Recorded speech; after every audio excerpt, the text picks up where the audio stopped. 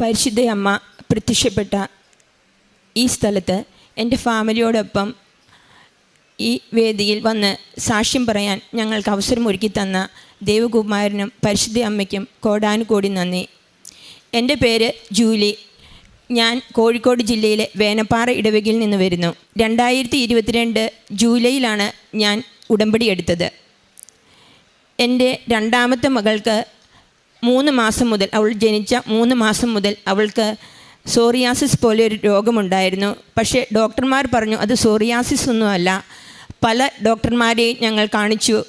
ആയുർവേദവും അലോപ്പതിയും മറ്റു മരുന്നുകളൊക്കെ ഞങ്ങൾ ചികിത്സിച്ചു. പക്ഷേ യാതൊരു കുറവും ഉണ്ടായില്ല. അവൾ വലുതാകും തോറും അവളുടെ മുഖത്തൊക്കെ കറുത്ത പാടുകൾ വരാൻ തുടങ്ങി. കൈകൾക്കും കാലുകളിലും ഒക്കെ ചൊറിച്ചിലും വ്രണങ്ങളും ഉണ്ടാകാൻ തുടങ്ങി. ആ വ്രണങ്ങൾ കാരണം ചിലപ്പോൾ കൂട്ടുകാർ പോലും അവളെ അവഗണിക്കാൻ തുടങ്ങി. അവൾക്ക് വളരെയധികം സങ്കടമായിരുന്നു. ഞങ്ങൾ ഉടമ്പടിയിൽ അത് വെച്ചിരുന്നു. അങ്ങനെ അവൾ നല്ല വെളുത്ത കുട്ടിയാണ്. അപ്പോൾ മുഖത്തൊക്കെ കറുത്ത പാടുകൾ വരുമ്പോൾ വളരെയധികം പെട്ടെന്ന് അത് നോട്ട് ചെയ്യുമായിരുന്നു. അങ്ങനെ ഞങ്ങൾ ഉടമ്പടിയിൽ വെച്ചു. ഉടമ്പടിയിൽ നിന്ന് ലഭിച്ച തൈലം ഞങ്ങൾ ദിവസവും അവളുടെ നെറ്റിയിലും വ്രണങ്ങളിലും പൊട്ടി ഞങ്ങൾ പ്രാർത്ഥിക്കുമായിരുന്നു. അങ്ങനെ അത് ക്രമേണ അത് കുറഞ്ഞ് ഇപ്പം ഏകദേശം 95% അത് പൂർണ്ണമായി തന്നെ ഭേദപ്പെടുത്തി. ദൈവമാതാവിന് പ്രത്യേകം നന്ദി പറയുന്നു. അതുപോലെ തന്നെ രണ്ടാമത്തെ മകൾക്ക് പഠനത്തിലും വളരെയധികം ബുദ്ധിമുട്ടുണ്ടായിരുന്നു. അവൾ പഠിക്കുന്ന കാര്യങ്ങളൊന്നും ഒട്ടും ഓർമ്മയിലില്ല. അവൾക്ക് ചതുഷ്ക്രിയകളൊക്കെ വളരെയധികം ബുദ്ധിമുട്ട്, ഭാഷകൾ വളരെയധികം ബുദ്ധിമുട്ട്, പഠിക്കുന്ന കാര്യങ്ങൾ വളരെയധികം ഓർമ്മയിലേ വരികയില്ല. ഞാനൊരു അധ്യാപികയാണ്. എൻ്റെ കുട്ടി വളരെയധികം പഠനത്തിൽ പിന്നോട്ടാവുമ്പോൾ ഉള്ള ഒരു മാനസികാവസ്ഥ വളരെയധികം നിങ്ങൾക്ക് പറഞ്ഞാൽ മനസ്സിലാകും. അപ്പോൾ ഞങ്ങൾ കുറേയധികം പ്രാർത്ഥിക്കും, എങ്കിലും മാറ്റമൊന്നുമില്ല. പക്ഷേ അവൾക്ക് ഇവിടുന്ന് നിന്ന ഉപ്പ് ഞങ്ങൾ എല്ലാ ദിവസവും അവൾക്ക് രാവിലെ കൊടുക്കും. വിശ്വാസപ്രമാണം ചൊല്ലും, ഉടമ്പടി തൈലം കൊടുക്കും, പ്രാർത്ഥിക്കും. അങ്ങനെ ക്രമേണ അവൾക്ക് പഠിക്കാൻ ഒരു കോൺഫിഡൻസ് ഉണ്ടായി തുടങ്ങി. എങ്കിലും പഠിക്കുന്ന കാര്യങ്ങൾ മറന്നു പോകും. എങ്കിലും അവൾ പഠിക്കാനുള്ളൊരു ആഗ്രഹം അവൾക്കുണ്ടായി. അവൾക്ക് പഠിക്കാൻ കിട്ടാത്തത് കൊണ്ട് അവൾക്ക് വളരെയധികം ദേഷ്യം ഉണ്ടായിരുന്നു. അപ്പം നമ്മൾ പഠിക്കാൻ പറയുമ്പം അവൾക്ക് വളരെയധികം സങ്കടം വരും, കരച്ചിൽ വരും. അവൾ പഠിക്കാനിരിക്കുകയില്ല. അപ്പം ഞാനും അവളും തമ്മിൽ ഗുസ്തിയാകും. അങ്ങനെ ഞങ്ങളങ്ങനെ മുമ്പോട്ട് പോവുകയായിരുന്നു. അപ്പോൾ ഉടമ്പടിയിൽ ഞങ്ങളത് വെച്ചിരുന്നു നിയോഗം. അങ്ങനെ അവൾക്ക് പഠിക്കാനുള്ളൊരു താല്പര്യം തോന്നി തുടങ്ങി. അവളുടെ SSLC പരീക്ഷയ്ക്ക് അവൾക്ക് ഉടമ്പടി തൈലവും പുരട്ടി ഞാൻ പ്രാർത്ഥിച്ചു വിടും, വിശ്വാസപ്രമാണം ചൊല്ലും. ഒപ്പം ഉടമ്പടി കാശ് രൂപം അവളുടെ കൊടുത്തു വിടും.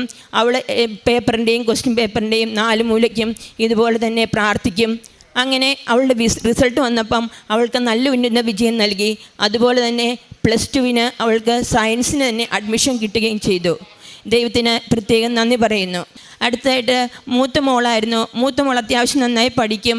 അവൾക്ക് നല്ല മാർക്ക് കിട്ടണമെന്ന് ഞങ്ങൾ പ്രാർത്ഥിച്ചിരുന്നു. അവൾക്ക് +2 ഫുൾ A+ കിട്ടി. എങ്കിലും അവൾക്ക് നല്ലൊരു കോഴ്സ് കിട്ടാൻ വളരെയധികം ടെൻഷനായി.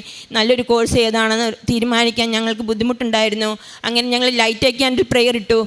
അങ്ങനെ ലൈറ്റ് ക്യാൻഡിൽ പ്രെയർ പ്രാർത്ഥിച്ചു. ഞങ്ങളൊരു കോഴ്സ് സെലക്ട് ചെയ്തു. നല്ല ടഫായിട്ടുള്ള കോഴ്സാണ് ഇപ്പോൾ അവൾ പഠിച്ചുകൊണ്ടിരിക്കുന്നത്. പക്ഷേ അവളുടെ ഇൻസ്റ്റിറ്റ്യൂഷൻ തന്നെ 100 പേര് എഴുതിയ എക്സാമിൽ 4 പേരിൽ ഒരാളായി അവൾക്ക് വിജയിക്കാൻ സാധിച്ചിട്ടുണ്ട്. അതിന് പ്രത്യേകം നന്ദി പറയുന്നു. പിന്നെ ഞങ്ങൾ എപ്പോഴും പ്രാർത്ഥിക്കുന്നത് ഞങ്ങളെ എപ്പോഴും സകലവിധ രോഗങ്ങളിൽ നിന്നും അപകടങ്ങളിൽ നിന്നും ഞങ്ങളെ രക്ഷിക്കണമേ എന്നാണ്. അപ്പോൾ പലപ്പോഴും ഞങ്ങൾക്ക് അപകടങ്ങൾ ഉണ്ടാകാറുണ്ട്. ഒന്നാമത്തെ ഒരു അപകടം എന്ന് വെച്ചാൽ ഞാനും മകനും കൂടെ ബൈക്കിന് പോവുകയായിരുന്നു. അപ്പം മറ്റൊരു ബൈക്ക് വന്ന് ഞങ്ങളെ ഇടിച്ചു. അത് ഞങ്ങൾക്ക് ശരിക്കും ഒരു 100 മീറ്റർ ഒരു 4-5 ആൾ താഴത്തേക്ക് ഞങ്ങൾ വീഴേണ്ടതായിരുന്നു. പക്ഷേ ഇടിച്ചിട്ട് കൊച്ചിനൊന്നും പറ്റിയില്ല. എൻ്റെ കാലിന് ചെറിയൊരു മുറിവുണ്ടായി.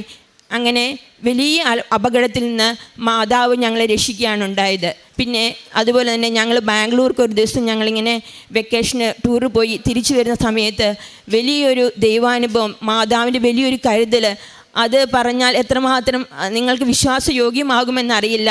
അത് ഭർത്താവ് തന്നെ അത് കൃത്യമായിട്ട് നിങ്ങളോട് പറഞ്ഞു തരും. ഞങ്ങൾ കഴിഞ്ഞ ഒഴിവ് കാലത്ത് ബാംഗ്ലൂർ വരെ പോയി തിരിച്ചു വരികയായിരുന്നു.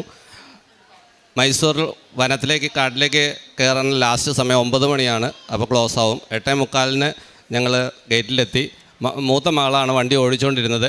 അവൾ പറഞ്ഞു വണ്ടിക്ക് ചെറിയ തകരാറ് പോലെ തോന്നുന്നു, സ്റ്റിയറിംഗ് ഒക്കെ ടൈറ്റ് ആവുന്നുണ്ട് എന്ന് പറഞ്ഞു. എന്നാലും ഞാൻ പറഞ്ഞു 9 മണിക്ക് മുമ്പ് കയറിയില്ലെങ്കിൽ നമുക്ക് കാട്ടിൽ കയറിയിട്ട് ഇന്ന് നോക്കാം എന്ന് പറഞ്ഞ് കാട്ടിൽ കയറി ഗേറ്റ് കടന്നു.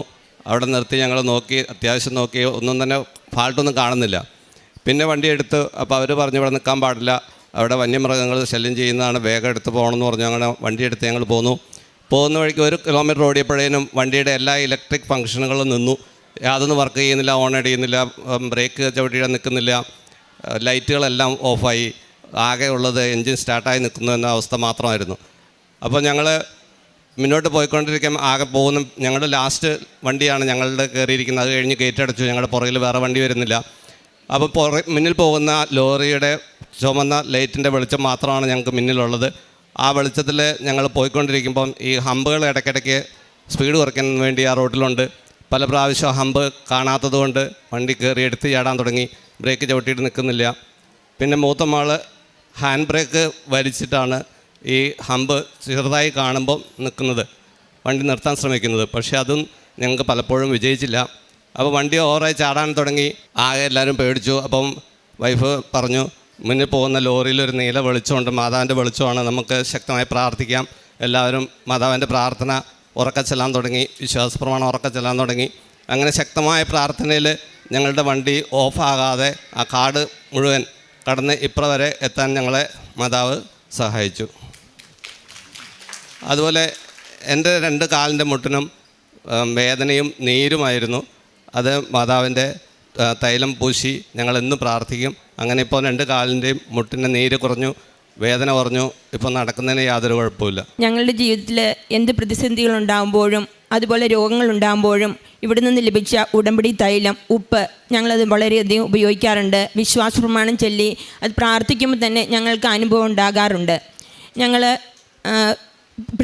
കുട്ടികളുടെ പരീക്ഷയ്ക്ക് അതുപോലെ എന്തെങ്കിലും ജീവിതത്തിൽ തീരുമാനങ്ങൾ എടുക്കേണ്ട സമയങ്ങളിൽ ഒക്കെ ഉടമ്പടി തൈലം എടുക്കും, പ്രാർത്ഥിക്കും. അതുപോലെ തന്നെ രാവിലെ എഴുന്നേൽക്കുമ്പോൾ തന്നെ എല്ലാവരും ഒരു ഗ്ലാസ് വെള്ളം എടുത്തിട്ട് എല്ലാവർക്കും ഉടമ്പടി ഉപ്പ് അതിലിട്ട് കലക്കി വിശ്വാസപ്രമാണം ചൊല്ലി എല്ലാവരും കുടിക്കും. അങ്ങനെ ഞങ്ങളുടെ ജീവിതത്തിൽ ഇപ്പോൾ ഞങ്ങൾ മുന്നോട്ട് പോകുന്ന ഉടമ്പടി പ്രകാരമാണ്. ഞങ്ങൾ ജീവിതത്തിൽ ചെയ്യുന്ന ഉടമ്പടി കാര്യങ്ങൾ ആദ്യമേ ഒന്നും ഞാൻ ഇവിടെ ഉടമ്പടി എടുത്തപ്പോൾ എനിക്ക് അത്ര വലിയ വിശ്വാസമൊന്നുമില്ലായിരുന്നു. എല്ലാ ദിവസവും ഉടമ്പടി എടുത്തതിന് ശേഷം ഞങ്ങൾ എല്ലാ ദിവസവും കഴിവതും ഞങ്ങളുടെ ഫാമിലി ഒരുമിച്ച് ഞങ്ങൾ കുർബാനയ്ക്ക് വിശുദ്ധ കുർബാനയിൽ പങ്കെടുക്കും. അതുപോലെ തന്നെ കുടുംബ പ്രാർത്ഥനകൾ, ജപമാലകളൊക്കെ കൂടുതലായി ചെല്ലാൻ തുടങ്ങി. ദൈവവചനം വായിക്കുന്നുണ്ട്. പത്രവിതരണം ആദ്യമേ ഞങ്ങൾക്ക് വളരെയധികം ബുദ്ധിമുട്ടായിരുന്നു. ഞങ്ങളെങ്ങനെ മോശമായിട്ട് എല്ലാവരും ചിത്രീകരിക്കുമല്ലോ, എങ്ങനെയാണ് മറ്റുള്ളവരുടെ മുമ്പിൽ എളിമപ്പെടാൻ ഞങ്ങളെ പഠിപ്പിച്ച ഒരു കാര്യമാണ് പത്രവിതരണം. ആദ്യമേ പത്രം കൊടുക്കുമ്പോൾ വളരെയധികം ജാള്യതയോടുകൂടിയായിരുന്നു ഞങ്ങൾ പത്രം വിതരണം ചെയ്തത്. പിന്നെ അത് ഞങ്ങളുടെ ഒരു സ്പിരിറ്റായി മാറി. ഞങ്ങൾ കുടുംബം ഒരുമിച്ച് വണ്ടിയിൽ പോയി ഞങ്ങൾ വീടുകളിലൊക്കെ പത്രവിതരണം നടത്തി. അതുപോലെ തന്നെ വൃദ്ധസദനങ്ങളിൽ പോയി മക്കൾ ഒരുമിച്ച് വൃദ്ധരെ കുളിപ്പിക്കുകയും അവിടെയെല്ലാം അടിച്ചു വാരാനൊക്കെ അവരെ സഹായിച്ചു. അതുപോലെ തന്നെ മെഡിക്കൽ കോളേജിൽ 2 ആഴ്ച കൂടുമ്പോൾ 3 ആഴ്ച കൂടുമ്പോഴൊക്കെ ഞാൻ ഫുഡ് ഉണ്ടാക്കും. മക്കളെല്ലാം കൂടി അത് പാക്ക് ചെയ്യും. ഞങ്ങൾ 2-3 പേര് ഒരുമിച്ച് പോയി ഫുഡ് വിതരണം ചെയ്യും. അതുപോലെ തന്നെ ഞാൻ പഠിപ്പിക്കുന്ന സ്കൂളിൽ എനിക്ക് എൻ്റെ രണ്ടാമത്തെ മകൾക്ക് പഠിക്കാൻ ബുദ്ധിമുട്ടുള്ളത് കൊണ്ട് എനിക്ക് മനസ്സിലാകാൻ സാധിക്കുന്നു, എനിക്കത് ദൈവം തന്നതാണ്. എനിക്ക് കുറച്ചും കൂടെ വിശ്വാസവും എളിമയും ഒക്കെ ഉണ്ടാക്കാൻ വേണ്ടി ദൈവം എന്നെ ക്രമീകരിച്ചതാണെന്ന് എനിക്ക് മനസ്സിലാകുന്നുണ്ട്. അപ്പോൾ എൻ്റെ ക്ലാസ്സിലുള്ള വീക്കായിട്ടുള്ള സ്റ്റുഡൻസിന് ഞാൻ പ്രത്യേകമായിട്ട് ക്ലാസ്സുകളൊക്കെ എടുത്തു കൊടുക്കും. അവർക്ക് കണക്ക് ബുദ്ധിമുട്ടുള്ളവരെ പ്രത്യേകം ഞാൻ അവരെ പരിഗണിക്കും. അവർക്ക് കൂടുതൽ കാര്യങ്ങൾ ചെയ്യാൻ എനിക്ക് സാധിക്കുന്നുണ്ട്. അതുപോലെ തന്നെ അവരുടെ കുടുംബ പ്രശ്നങ്ങളിൽ ഞാൻ കൃപാസന പത്രം കൊടുത്ത് അവരെ കൂടുതൽ വിശ്വാസത്തിലേക്ക് കൊണ്ടുവരാൻ ഞാൻ ശ്രമിക്കാറുണ്ട്. ഇത്രയും കാര്യങ്ങൾ ദൈവം ചെയ്തു തന്നതിനും മാതാവിൻ്റെ ഇടപെടൽ മൂലം ഞങ്ങളുടെ ജീവിതത്തിലുണ്ടായ എല്ലാ അനുഗ്രഹങ്ങൾക്കും കോടാനുകോടി നന്ദി പറയുന്നു. മനുഷ്യർക്ക് അസാധ്യമായത് ദൈവത്തിന് സാധ്യമാണെന്ന് ഞങ്ങൾ വിശ്വസിക്കുന്നു. സങ്കീർത്തനങ്ങൾ 18-ാം അധ്യായം 6-ാം തിരുവചനം. കഷ്ടതയിൽ ഞാൻ കർത്താവിനെ വിളിച്ചപേക്ഷിച്ചു, എൻ്റെ ദൈവത്തോട് ഞാൻ സഹായത്തിനായി നിലവിളിച്ചു. അവിടുന്ന് തൻ്റെ ആലയത്തിൽ നിന്ന് എൻ്റെ അപേക്ഷ കേട്ടു, എൻ്റെ നിലവിളി അവിടുത്തെ കാതുകളിലെത്തി. ജൂലിയും കുടുംബവും വളരെ അഭിമാനത്തോടു കൂടി പരിശുദ്ധ കൃപാസന മാതാവിൻ്റെ സന്നിധിയിൽ നാളിതുവരെ ലഭിച്ച ഓരോ സംരക്ഷണത്തെയും അനുഗ്രഹത്തെയും സന്തോഷത്തോടെ സാക്ഷ്യപ്പെടുത്തുകയാണ്. ഈ സാക്ഷ്യത്തിൻ്റെ ഈ ആലയത്തിൽ ഇവർ ഒരുമിച്ച്, കുടുംബം ഒരുമിച്ച് നിൽക്കുന്നത് തന്നെ എത്ര ഭാഗ്യവും സന്തോഷകരവുമായ കാഴ്ചയാണ്. കൃപാസനം ഉടമ്പടിയുടെ പ്രത്യേകത അത് കുടുംബത്തെ മുഴുവനും നവീകരിച്ചെടുക്കുവാനുള്ള ഒരു പ്രാർത്ഥന പ്രവർത്തന പദ്ധതിയാണ് എന്നുള്ളതാണ്. പ്രാർത്ഥന കൊണ്ട് വിശുദ്ധീകരിക്കപ്പെടുവാനും പ്രവർത്തികൾ കൊണ്ട് ദൈവത്തിൻ്റെ സ്നേഹം മറ്റുള്ളവർക്ക് പകർന്നു കൊടുക്കുവാനും നിരന്തരം നമ്മളെ പ്രചോദിപ്പിക്കുന്ന ഒരു പദ്ധതിയായി ഈ മരിയൻ ഉടമ്പടി നമുക്ക് വായിച്ചെടുക്കാൻ പറ്റും. മറ്റ് പ്രാർത്ഥനാ രീതികളിൽ നിന്നും കൃപാസനം മരിയൻ ഉടമ്പടി വ്യത്യസ്തമാകുന്നത് ഇത് ജീവിതത്തെ മുഴുവനും കുടുംബത്തെ മുഴുവനും സമൂലം നവീകരിക്കുവാനായി ഈ നാളുകളിൽ ഈ കാലഘട്ടത്തിന് പ്രത്യേകമായി ഒരുക്കി നൽകിയിരിക്കുന്ന ഒരു പ്രാർത്ഥനാ പ്രവർത്തന സംവിധാനം എന്ന നിലയിൽ തന്നെയാണ്. കുടുംബം ഒരുമിച്ച് അവർ അമ്മ മാതാവിൽ പൂർണ്ണമായി ശരണപ്പെട്ടുകൊണ്ട് പ്രാർത്ഥിക്കുന്നു. അവരുടെ കാരുണ്യ പ്രവൃത്തികൾ കുടുംബത്തിലെല്ലാവരും ചേർന്ന് സന്തോഷത്തോടെ അവർ നിർവഹിക്കുന്നു.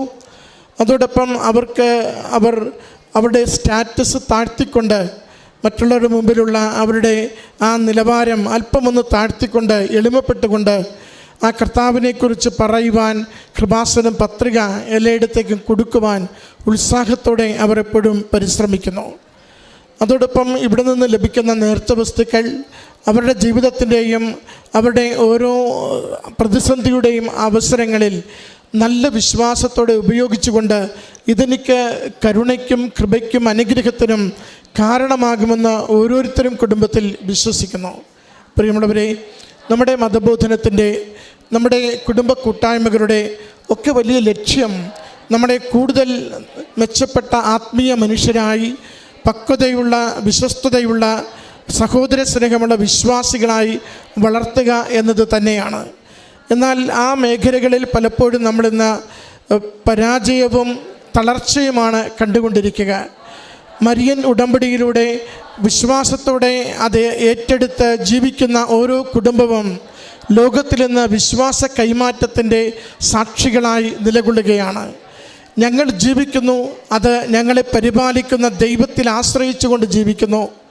ഞങ്ങൾ സ്നേഹിക്കുന്നു, ഞങ്ങളെ സംരക്ഷിക്കുന്ന അമ്മ മാതാവിൻ്റെ കരുതൽ അനുഭവിച്ചുകൊണ്ട് മറ്റുള്ളവരെ സംരക്ഷിക്കുവാൻ ഞങ്ങൾ മുൻപോട്ട് വരുന്നു. ഇത് മരിയൻ ഉടമ്പടിയിലൂടെ ലോകത്തിലേക്ക് എല്ലാ ദേശങ്ങളിലേക്കും കൈമാറിക്കൊണ്ടിരിക്കുന്ന സന്ദേശവും സുവിശേഷവുമാണ്. ആ സുവിശേഷമാണ് ഈ കുടുംബം നമ്മുടെ മുമ്പിൽ നിന്ന് സാക്ഷ്യപ്പെടുത്തുക. ഈ കുടുംബത്തിന് ലഭിച്ച എല്ലാ അനുഗ്രഹങ്ങളെയും ദൈവപിതാവിന് നന്ദിയായി അർപ്പിച്ചുകൊണ്ട് അമ്മ മാതാവിനും തിരുക്കുമാരനും നന്ദി പറഞ്ഞുകൊണ്ട് കരഘോഷത്തോടു കൂടി ഈ സാക്ഷ്യം നമുക്ക് സമർപ്പിക്കാം.